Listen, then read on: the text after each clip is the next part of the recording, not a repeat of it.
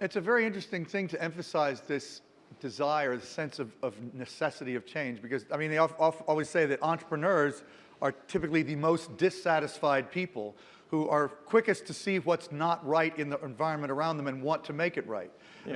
I mean, just thinking about CA, Don, tell me, I mean, somebody of your caliber being at CA is really a function of the fact that that company really needed to change, right? And now it's seeking to innovate more, right? Well, that's one theory. The other theory is I interviewed at Microsoft and went there, and then Kevin left. And then I went to CA and Swainson left.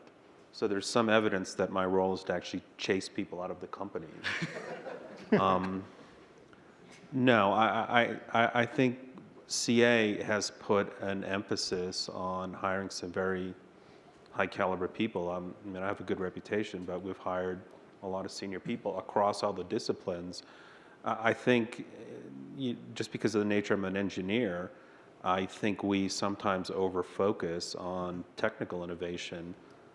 Since CA is a smaller company, I have more contact with non-technical executives. I've really come to admire the amount of innovation that goes on in a CFO office or in the sales organization. A lot of the innovation that's necessary for success in large to moderate sized companies is innovation in the business model space, not necessarily innovation in the technical space. If you take a look at something like software as a service in the management space, the most successful company in IT management via software as a service is ServiceNow. And a large part of their innovation was the way that they collaborate with customers, that they get requirements, that they basically share the documentation.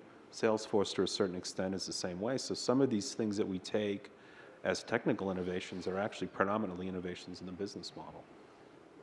So, even though I mean, this whole issue of the geography piece of even the theme of this question, I think I might have been the one who suggested it, but it actually makes me somewhat uncomfortable. But nonetheless, I want to deal with it, and I want to hear what you all have to say about it. But Nobu, talk a little more about this geography question. I mean, you just basically said that China is clearly going to be a huge source of progress, innovative, what we might say, techonomic activity. Where else? Well, for example, China, back to the 17th century, probably represent 30% of the GDP of the world. So China people still believe firmly that the center of the world is China. Okay. So calling by emerging country is like kind of very, very much disgrace. That's an insult, yeah. Insulting word. So, I mean, but this is a kind of joke, but however, I mean, need for the urbanization in China is really great. And somebody told me that weekly, about 1 million of our urbanization needs in China. 1 million more people move to cities? No, that means there you have to create, city, 1 million per week pace. So this is the kind of needs for China to change from non-industrial society to industrial society. And also with very much compressed industrial revolution and IT revolution and the telecom innovation and the switchboard telecom to internet, wireless at the same time. So therefore, this is a kind of great opportunity to China. In America, Cisco, Juniper kind of company, and also IBM, and also telephone system company. They are all different. But in China, this one company can do at the same time. So this is a kind of... And real estate development. Oh, of course. Which they're all doing. That's true. And this is a kind of urbanization needs create a lot of collaboration between Singapore and China. The Tianjin City Eco-City is a huge project of the, kind of rich, level of the people, real estate company of Singapore, and then the collaboration of the Tianjin City, create kind of huge, private club type of so-called low carbon city, which I think are kind of the joke, but they're really serious about without having any technology. They have a kind of project. So they're calling any kind of collaboration from all over the world. I just want to ask, I'd love to hear anything anybody in the audience wants to say, so please don't hesitate. But I wanted to ask you okay, go ahead, Rajiv. Thank you. Rajiv Singh Malaris, Alcatel-Lucent. There's a vocabulary issue here, I think. Innovation could mean so many different things. I mean, perhaps I'm stating the obvious, but you know, you're talking about inventing something new. We're talking about replicating something with a new business model, which I think the Chinese are doing very well right now.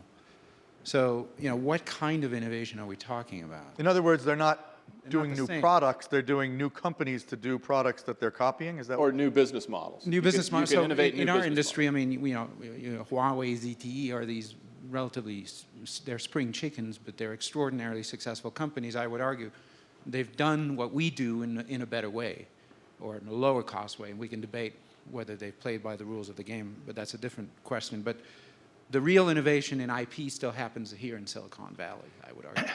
But On a global scale. Don't limit imitation only technology. But I think, I mean, in the world, there is a kind of a need. It's not only limited in the IT innovation, but I think systematic innovation of the world is necessary today, I believe.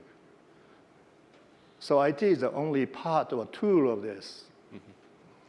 Actually, I'm glad that Gary Rochelle has the mic, who lives in Shanghai after living in Silicon Valley for many years. You do still live there, don't you? Yeah, reportedly. What? Reportedly, Yeah. yes. I live in Shanghai. So what do you think about what Rajiv just said? I think that the West generally is hung up on the wrong part of innovation, because there's three parts to innovation, right? So you identify the need. As Idei-san said, you have to have a need.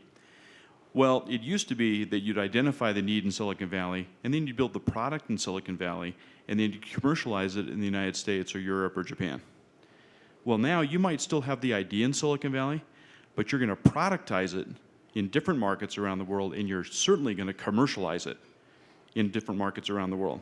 So China now has this law, this indigenous innovation concept. And you'll notice they don't really care about that first phase, because their logic is it's the commercialization phase where you're going to iterate incessantly over 5, 10, or 20 years, where all the value is going to be created, and that's what they're insisting there's owned by the joint ventures that they establish in China. So the problem we have is we're going to sit here fat, dumb, and happy because we still have the best single idea. But the commercialization and the value derived from that idea is going to be much more broadly distributed around the world than we're anticipating today. But even living in Shanghai, you still think the best ideas are coming from here? Absolutely. Well, you're not going to see the next statin or that molecule equivalent come out of the healthcare industry in China for 5 to 10 years. So Regis Kelly, who ran UCSF's labs, we did a study a year ago. We visited maybe 30 sites around China. And China's 3 to 5 years behind where you'd be in synthetic biology in the United States. They can spell it now, but they really don't know how to do any of the really fundamental research. But it's a very dangerous thing to assume, since they have all the growth, they have the capital markets, they have all the labor, and they have the infrastructure. It's a very dangerous thing to assume that the value is not going to wind up accruing there, and that's going to be the problem. Ultimately, that value is going to drive, the need and the value is going to drive where the innovation goes. Okay. Yeah, I want to hear from David. Oh, you got the mic. Go ahead. Quentin Hardy Yeah, Quentin from Hardy. Forbes magazine. Yes, I just wanted to circle back a little bit to the idea about what innovation is and the areas that produce it, the conditions in which it's created. And talking to Professor, talking to Professor Christensen yesterday, you know, he was saying we have language, but other animals don't. What's different about our language? I was trying to later. The difference is we can make metaphors. We make these kind of really useful mistakes, and animals can't do that. They're literal. And another way to look at making useful mistakes is pattern formation. We see relationships that, you know, other creatures don't. We can make novel patterns. And in a sense, you know, innovation is novel pattern formation too. So the question becomes, how do you create an environment in which people can partake of each other in a way that they can see new relationships and create that kind of innovation? And when you talk about the Valley, it's very much that way. I mean, one of the great ironies of the Valley is we sell telecommuting to the world and we have the most expensive real estate because everybody wants to hang out with each other. and talk all the time to sort of establish new patterns together. And I think that's probably true in the workplace and on a kind of macro scale as well. You know, how do you create an environment in which people can share enough to create new patterns among themselves, useful ones? Anybody want to? Yeah. Well, and you think about that, will social networking or technologies start to change the collaborative nature that, you know, in the past has required inventors or innovators to be physically in a single geography? Will that start to change that? And I argue it will. I argue it will. It is and it will. Connectivity of many sorts and the social tools that are emerging. That's right. So you can have people that are physically in different parts of the world that are now have, it just changes the access equation. They have access to ideas, to information, and the ability to now have a dialogue and pattern match with others in other parts of the world. And I think that will fundamentally change the paradigm that, okay, all of these pockets of innovation happen in you know, certain geographies where you have expertise that happens to be co-located. Before we go to David back there, I just wanted to say something about what Gary said about the markets being elsewhere.